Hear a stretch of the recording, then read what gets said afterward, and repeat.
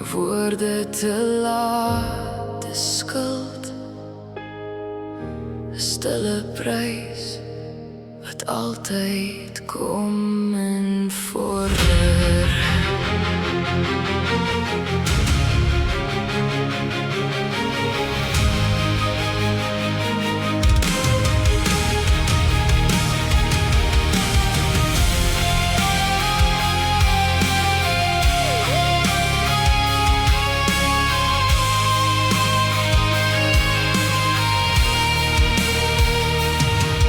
Wat verduister soos die son wat geblus word, stil oorgange waar die lig sy asem verloor.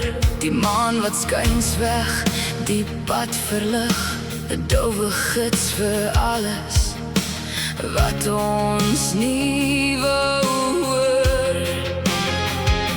En elke tree voel soos 'n skuld wat stadig opkom, 'n waarheid wat brand, al probeer jy dit wegdra. Want selfs die stilte dra sy eie gewig, 'n las wat jy nie vir altyd kan dra. Jou les is nie myne nie, dit's joune om te betaal.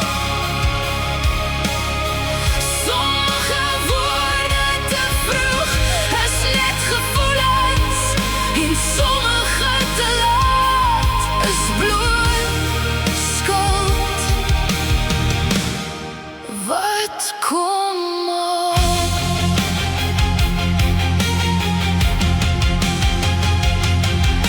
Die grond waarop jy loop kraak onder jou, 'n herinnering dat selfs vaste dinge kan breek.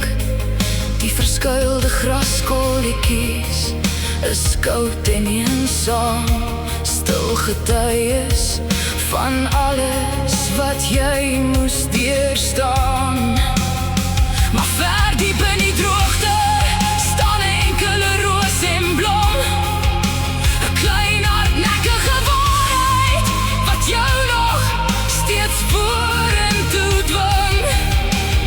Iewers tussen die stofpad en die teerpad lê ek nog, 'n halfpad hart wat klop tussen nêrens en eers vasgevang, waar elke draai my terugroep na wat ek wou vergeet, en elke asem fluister dat ek steeds nie heeltemal weg is nie.